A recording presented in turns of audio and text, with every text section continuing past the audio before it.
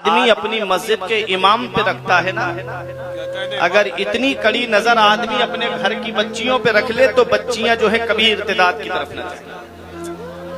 इमाम चलता कैसे है, इमाम कौन सी गाड़ी से चल रहा है, अगर इमाम साहब ने अच्छा जूता पहन लिया तो इनके मजे हैं। अगर किसी दिन इमाम साहब की दावत में मुर्गा आ गया, लेग पीस सामने रखा हुआ देख लिया तो आए मुक्तदी, अरे मजे हैं तुम्हारे, है नहीं है। इमाम साहब का खाना देख के कह रहा है आदमी मजे हैं। इमाम साहब साइकिल से चले, फटे हुए जूते पहने, चप्पल पहने, फटे हुए कपड़े पहने, बिना प्रेस के कपड़े पहने तो कौम बहुत खुश रहेगी, तो बहुत अच्छा मौलाना है। जहां उसने अच्छा लिबास पहन लिया, पैसा कहां से आ रहा है। 5-6 हजार रुपए की तनख्वाह में आदमी ये सोचता है कि ना इमाम हमारा गुलाम बन के रहे। हर जगह का माहौल नहीं है, हर जगह का नहीं है ये। 12,000 रुपए तनख्वाह भी अगर इमाम की है ना, तो आज ये महंगाई का दौर है जिसमें 200 रुपए को तकरीबन तेल है, 195 रुपए हमारे इलाके में मिल रहा है। पहले 500 रुपए 100 रुपए लेके आदमी बाजार जाता था। बचपन में हम अपने वालिद साहब के साथ जाते थे तो पूरा थैला भर के सामान मिलता था, फिर भी 20-25 रुपए बच जाते थे। आज 1000 भी लेके जाओ ना, तब भी घर वालों की शिकायत रह जाती, फला सामान भूला है, का पैसे ही नहीं बचे। ये हाल है, इतना महंगाई का दौर है। इतनी महंगाई के दौर में मैं अभी आपसे कहूं कि मैं आपको 15,000 रुपए दूंगा, मेरे घर पे चलो, कुछ नहीं करना है, नमाज पढ़ना है, नमाज के बाद तस्बीह लेके बैठ जाना है, बस अल्लाह अल्लाह करना है। आप कहोगे मौलाना मुझे मेरे घर की याद आ रही है, बाप की याद आ रही है, माँ की याद आ रही है, बीवी बच्चों की याद आ रही है, मैं इतना नहीं रुक पाऊंगा। और इमाम साहब अगर 1 महीने में 1 दिन अपने घर पे चले जाएं तो आदमी कहता है छुट्टी बहुत कर रहे हैं। क्या उनके बाप नहीं है? क्या उनका दिल नहीं करता कि आज मैं अपने बाप का चेहरा देख लूं? क्या इमामों का दिल नहीं करता कि आज मैं अपनी माँ का चेहरा देख लूं? क्या उनको अपने बच्चों की याद नहीं आती होगी? कभी सोचा है? एक बार आंखें बंद करके तसव्वुर किया करो कि इमाम, जैसे हमको अपने घर के बिना अच्छा नहीं लगता, एक इमाम है हमारा जो मस्जिद में अल्लाह की रजा के लिए आया है और 2-2 महीने के बाद अपने घर जाता है। कभी एक मुक्तदी ये नहीं कहता कि हजरत जाकर के अपने घर वालों को देखाइए। और चले भी जाए अगर इमाम साहब तो 2-3 मुंह बजाने लगते हैं। और जुमे के दिन अगर इमाम हाजिर नहीं हुआ तो न जाने कितने लोग आवाजें बुलंद करते कि इमाम साहब छुट्टियां बहुत करते हैं। क्या इमाम के बीबी बच्चे नहीं है? क्या इमाम के घर के खर्चे नहीं है? अरे मैंने ऐसे लोगों को भी देखा, आंखों में आंसू आते हैं जब कभी कभी जाता हूं तो मिल जाता है कोई ताल्लुकात वाला, तो उनसे कहा जाता है कि हजरत कैसे हालात हैं, तो बताते हैं कि अल्लाह का शुक्र है। पूछा जाता है तनख्वाह कितनी है, जब वो तनख्वाह बताते हैं ना तो आंखों से आंसू निकलते हैं कि यार इतनी कम तनख्वाह में यहाँ पर भी ये गुजारा कर रहे हैं, फिर भी अल्लाह का शुक्र अदा कर रहे हैं, फिर भी अल्लाह का शुक्र अदा कर रहे हैं। मैंने किसी इमाम को धरना देते हुए रोड पे नहीं देखा, मैंने किसी आलिम को, मदरसे के पढ़ाने वाले स्टाफ को कभी रोड पे जाम करते हुए नहीं देखा कि हमारी तनख्वाहें बढ़ाई जाएं, हमारी तनख्वाहें ज्यादा की जाएं। कभी किसी इमाम को, किसी आलिम को मैंने नहीं देखा। और 50-50 हजार की तनख्वाह पाने वालों को मैंने रोते हुए देखा है। मैंने 1-1 लाख की तनख्वाह पाने वालों को महंगाई का रोना रोते हुए देखा है। क्यों? इसलिए अल्लाह कुरान में फरमाता है मन यत्तकिल्लाह यजअल लहू मखरजन व यरज़ुकहु मिन हैसु ला यहतसिब व मन यतवक्कल अलल्लाहि फहुवा हस्बुह, कि जो अल्लाह से डरता है अल्लाह उसके लिए निजात का रास्ता निकाल देता है और ऐसी जगह से रोजी अता फरमाता है जहां से बंदे का वहमो गुमान भी नहीं। वो राज़िक है, गिज़ा किलों को देता है, वो पत्थर में भटकता फिरता है इंसान को रोजी के चक्कर में, उड़ाने भर हवाओं में या लगा गोते समंदर में, मिलेगा बस वही जितना के लिखा है मुकद्दर। अफसोस होता है। एक जगह प्रोग्राम में गए आफाक भाई, चंद बुजुर्ग लोग बैठे हुए थे। वो गांव के जो सीसीटीवी कैमरे होते हैं, वो गलियों में बैठे होते हैं, उस सीसीटीवी कैमरे से आप बच जाओगे लेकिन उनकी नजर से आप नहीं बच सकते। वो पूरे गांव की खबर दे देते हैं एक जगह बैठ के, कौन किधर गया है, किसके घर में गया है। वो जो बुजुर्ग टाइप के होते हैं। प्रोग्राम में गए, शाम के वक्त ताप रहे थे बैठे हुए, जैसे कार से उतरे तो कहते हैं ये कार इन मौलाना साहब की है। तो बता दिया कमेटी वालों ने, हाँ इन्हीं की कार है, इन्हीं की कार है। तो कहने लगे भाई देखो मौलाना साइकिल पे ही अच्छा लगता है, बोले मौलाना साइकिल पे ही अच्छा लगता है, और वो भी वो हो कि साइकिल की बार बार चैन उतरे, हाथ काले हो ताकि उसके अंदर गुरूर ना आए, घमंड ना आए। बताओ ये सोच जिस कौम की हो, बताओ जो कौम अपने आलिमों के, अपने इमामों के अच्छे दिन देखना पसंद नहीं कर सकती, उस कौम के कभी अच्छे दिन नहीं आएंगे। अरे जो अपने इमाम, जो सरदार होता है, उसके अच्छे दिन देखना पसंद नहीं करती, उस कौम के अच्छे दिन आ जाएंगे? कभी नहीं आएंगे। जितनी कड़ी नजर आदमी अपनी मस्जिद के इमाम पे रखता है, अगर इतनी कड़ी नजर अपनी बच्चियों पे रखे तो बच्चियां कभी इर्तिदाद की तरफ नहीं जाएंगी। स्मार्टफोन ला करके दे दिया, बड़ा मोबाइल ला करके दे दिया, कभी बाप ने नहीं पूछा इसमें रिचार्ज कहां से होता है, बेटी तेरे पास पैसे कहां से आए रिचार्ज के लिए। ऐ मेरे अजीजों, आज जो हमारी बेटियां इर्तिदाद की तरफ जा रही हैं, इसकी सबसे बड़ी वजह यह है कि वालिदैन जो औलाद को तरबियत दे रहे हैं, वो तरबियत, तालीम और तरबियत जो है वो आज ठीक नहीं है। और दूसरी वजह है इख्तिलात तालीम, मखलूत तालीम जो है, जो कॉलेजों के अंदर लड़का लड़की बराबर में बैठ करके पढ़ाई कर रहे हैं, कोचिंगों के अंदर जा करके देखो तो बराबर में लड़का लड़की बैठ करके तालीम हासिल कर रहे हैं, पढ़ रहे हैं। इसने सबसे ज्यादा नुकसान हमारी मुस्लिम बेटियों को पहुंचाया। कभी बाप ने ये नहीं देखा कि मेरी बेटी कॉलेज पढ़ने जा रही है या नहीं जा रही है। मेरी बेटी घर से तो कह के जा रही है कि मैं स्कूल जा रही हूँ, मेरी बेटी घर से कह के जा रही है कि मैं कॉलेज जा रही हूँ। कभी नहीं पूछा बाप ने, न जा करके देखा कि मेरी बेटी वाकई पढ़ने गई है या नहीं गई है। कहीं ऐसा तो नहीं किसी होटल में या किसी क्लब में या नाइट क्लब में, कहीं पार्क उरक में तो नहीं गई है। कभी बाप ने नहीं देखा, कभी जहन में ये ख्याल नहीं आया, जिसकी वजह से आज हमारी मुस्लिम बेटियां इर्तिदाद की तरफ चली गई और जिम्मेदार मौलवियों को ठहराया जा रहा है। कुल्लुकुम राइन व कुल्लुकुम मसऊलुन अन रइयतिही, तुम में का हर शख्स जिम्मेदार है और अल्लाह कयामत के दिन हर शख्स से उसकी जिम्मेदारी के बारे में पूछेगा। बाप औलाद का जिम्मेदार है, बड़ा भाई छोटे भाई बहनों का जिम्मेदार है, शौहर बीबी का जिम्मेदार है। आज मैं बताना ये चाह रहा हूं कि अपने घर वालों को भी जहन्नम की आग से बचाओ। उनके सामने अब हजरत फातिमा की सीरत बयान करो, हजरत ज़ैनब की सीरत बयान करो, कहो बेटी हजरत फातिमा का पर्दा ये है। हजरत ज़ैनब की सीरत बताओ कि बचपन में हजरत ज़ैनब कुरान पढ़ रही थी, थोड़ा सा चादर का किनारा सरक गया तो हजरत फातिमा ने कहा बेटी ज़ैनब सर से चादर न उतरने दिया करो, नाना मुस्तफा नाराज हो जाते हैं। हजरत ज़ैनब ने कहा अम्मी सर से चादर उतर जाती है तो नाना मुस्तफा नाराज हो जाते हैं। आज के बाद ज़ैनब की गर्दन कट तो सकती है लेकिन कभी सर से चादर उतर नहीं सकती है।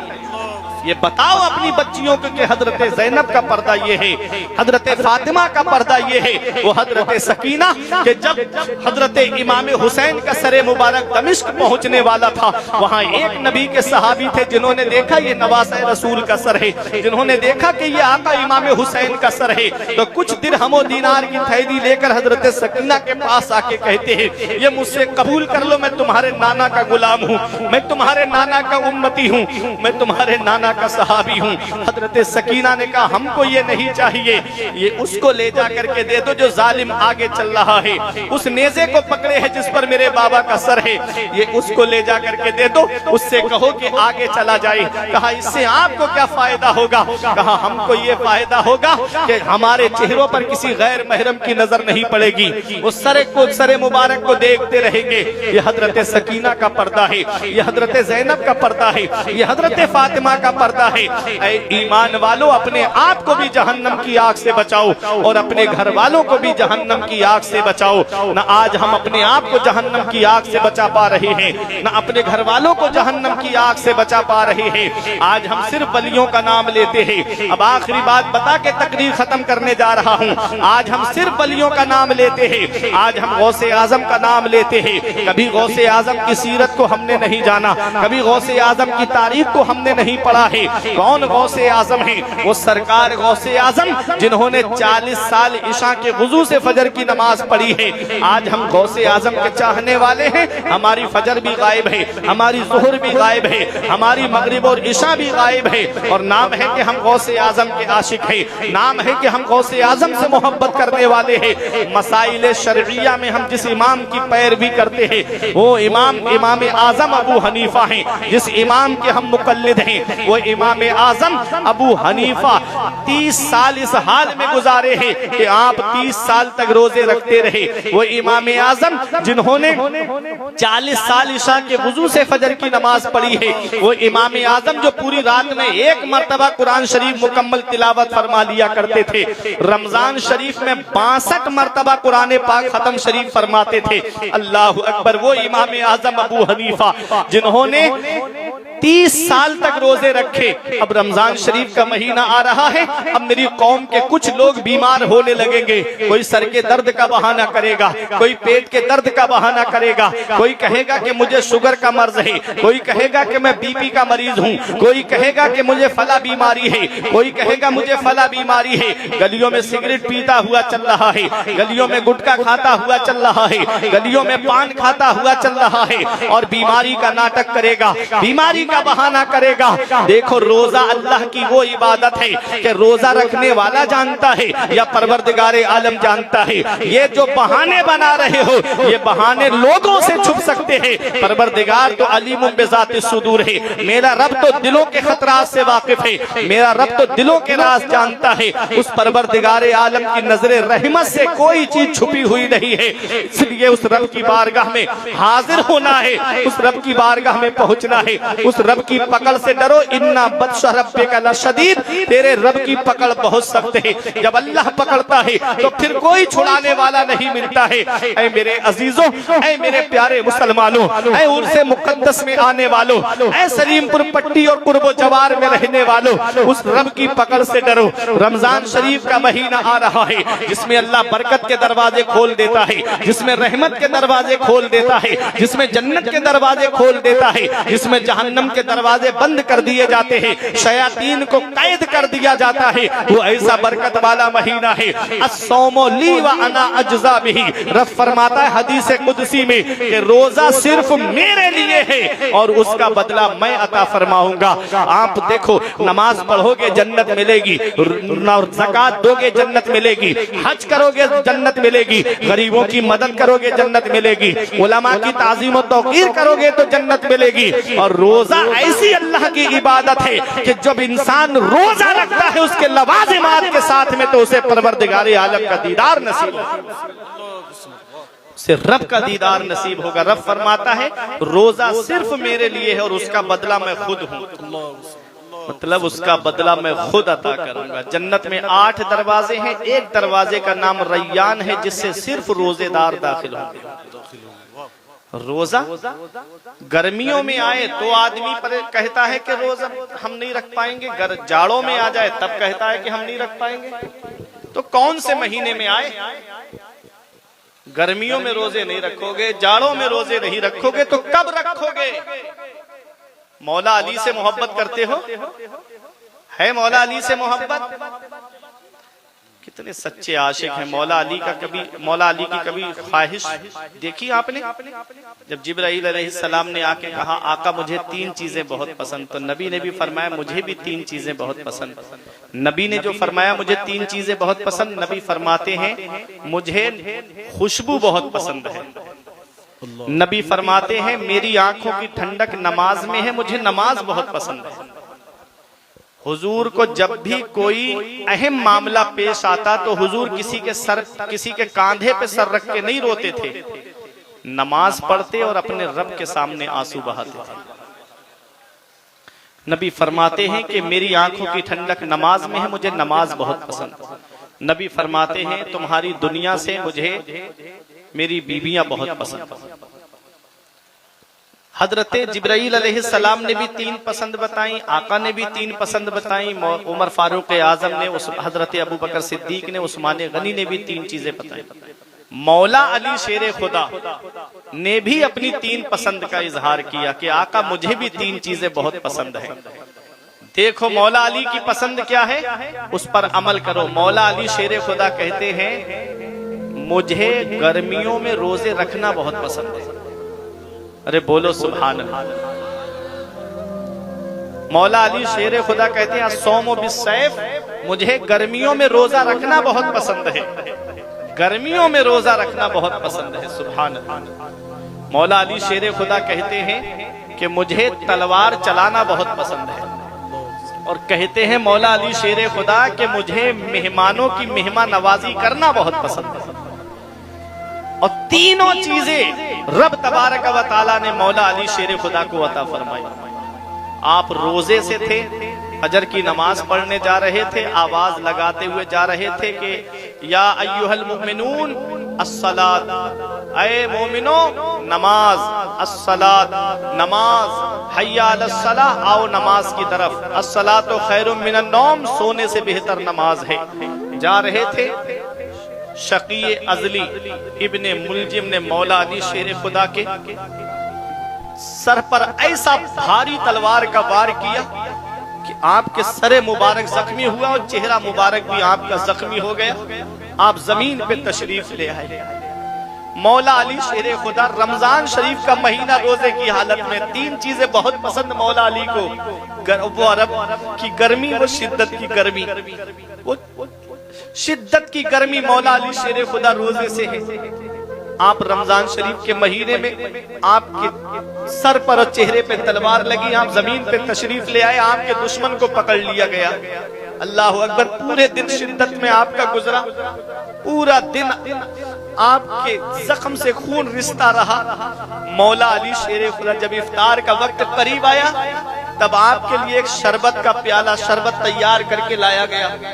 तो मौला अली शेर खुदा कहते हैं कि तुमने उसको शरबत पिला दिया जिसने मेरे ऊपर वार किया है, तुमने उसको शरबत पिला दिया जिसने मेरे ऊपर वार किया। अरे वो मेहमान है, उसको शरबत पिलाया। इमाम हसन जब लेकर के गए उसके पास तो उसने कहा वली के अंदर इतनी ताकत नहीं रही कि मुझसे बदला ले सके, इसलिए मुझे शरबत में जहर देकर पिला करके मुझको मारना चाहते हैं, मैं नहीं पीऊंगा। अल्लाह अकबर। इमाम हसन आए और आकर के पूरी बात मौला अली शेर खुदा को बताई। तो मौला अली शेर खुदा ने फरमाया ऐ शकी अजली, अगर तू ये शरबत पी लेता तो कयामत के दिन में तुझे हौज़े कौसर भी पिलाता। अगर तू ये शरबत पी लेता तो तुझे मैं जामे कौसर भी पिलाता। तूने इसे ना पी करके बहुत बड़ा नुकसान किया। वो मौला अली शेर खुदा है। ये घराना ही वो है जो अपने दुश्मनों को माफ कर देता है। ये खानदान ही वो है जो अपने दुश्मनों को माफ कर देता है। पैगंबर इस्लाम के गले में चादर का फंदा डाला गया तब भी नबी ने उनको माफ कर दिया। नबी की पुश्ते मुबारक पर ऊंट की ओजड़ी रखी गई। फतेह मक्का के दिन देखो सब डरे सहमे थे कि आज पता नहीं हमारा क्या होगा, आज पता नहीं हमारा क्या होगा। हजरत सैफुल्लाह खालिद इब्ने वलीद कहते हैं अल यौम यौमुल मलहमा, आज का दिन तो बदला लेने का दिन है, आज का दिन तो खुरेजी करने का दिन है, आज चुन चुन के मारेंगे। नबी फरमाते हैं ए सैफुल्लाह खालिद इब्ने वलीद ये मत कहो आज का दिन बदला लेने का दिन है, ये कहो अल यौम यौमुल मरहमा, आज का दिन तो रहम करने का दिन है, आज का दिन तो माफ करने का दिन है। नबी ने फरमाया तुम मेरे बारे में क्या सोचते हो? तो उन लोगों ने कहा आप करीम इब्ने करीम हैं, आप सखी इब्ने सखी हैं। नबी फरमाते हैं तो तुम सब गवाह हो जाओ, आज मैं तुमसे वही कहूंगा जो मेरे भाई यूसुफ ने अपने भाइयों से कहा था, ला तसरीबा अलैकुमुल यौम, आज तुमसे कोई बदला नहीं लिया जाएगा, तुम सब के सब आजाद कर दिए गए हो। इमाम इश्क मोहब्बत पुकार उठे, ये वही है जो बख्श देते हैं, ये वही है जो बख्श देते हैं। कौन इन जुर्मों पे सजा न करे, दिल को उनसे खुदा जुदा न करे, बेकसी लूट ले खुदा न करे। लोगों, हजरत मौला अली शेर खुदा से मोहब्बत है तो रोजा चाहे जाड़ों में आए तब भी रखो, रोजा चाहे गर्मी में आए तब भी रखो, कभी रोजे को मत छोड़ना। साल में एक बार रोजा आता है और ये रोजा ऐसी अल्लाह की इबादत है, डॉक्टर भी कहते हैं कि रोजा रखने से आदमी सेहतमंद हो जाता है। ये तो आज कह रहे हैं, नबी ने 1450 साल पहले फरमाया था, सूमू तसाहू, रोजा रखो सेहतमंद हो जाओगे। एक वो गाड़ी है जिसकी सर्विस ना कराओ, पूरी रात पूरी साल आप उसको चलाओगे, उसका मोबिल जल जाएगा, इंजन खराब हो जाएगा, गाड़ी नहीं चल पाएगी। यही हमारे लीवर का हाल है कि एक महीने के जो रोजे आते हैं ये हमें तंदुरुस्त बनाने के लिए आते हैं, ये हमें मुत्तकी बनाने के लिए आते हैं, ये हमें परहेजगार बनाने के लिए आते हैं, ये हमें रब से करीब करने के लिए आते हैं, ये हमें इबादत से करीब करने के लिए आते हैं, ये हमें रब की नेमतों से करीब करने के लिए आते हैं। अल्लाह अकबर। डॉक्टर कहते हैं कि ज्यादा खाने से भी लीवर खराब हो जाता है। अल्लाह अकबर। ये तो आज कह रहे हैं, नबी ने फरमाया था, सूमू तसाहू, रोजा रखो सेहतमंद हो जाओगे। वो गाड़ी जिसकी सर्विस ना की जाए वो गाड़ी खराब हो जाती है, और वक्त पर सर्विस होती रहे तो गाड़ी चलती रहती है। यही लीवर का हाल है कि आदमी 11 महीने लगातार खाता है तो उसका लीवर डैमेज होने लगता है, लीवर कमजोर पड़ने लगता है। और जब 1 महीने के रोजे रखता है तो वही लीवर तरो ताजा हो जाता है, फिर पूरी साल अल्लाह की नेमतें खाए, उसका लीवर तरो ताजा रहता है। तो रोजा रखो सेहतमंद हो जाओगे, खुद भी रोजा रखो और अपने घर वालों से भी कहो कि वो रोजा रखें। और जो रोजा न रखे उसके लिए दिन में खाना बना करके मत दो। जो सही और सालिम है, हट्टा कट्टा है, कोई बीमारी नहीं, कोई तकलीफ नहीं, और जानबूझ करके रोजा ना रखे तो उसको जो है खाना बना करके मत देना, कहना कि रोजा रख, इफ्तार में तुझको खाना मिलेगा। अल्लामा साहब की आमद हो रही है, इस्तकबाल कर लें आप हजरात। मसलके आला हजरत उर्से मुक़द्दस अल्लामा इजहार अशरफ साहब क़िबला, नारे तकबीर, नारे रिसालत। माशाअल्लाह, सुभान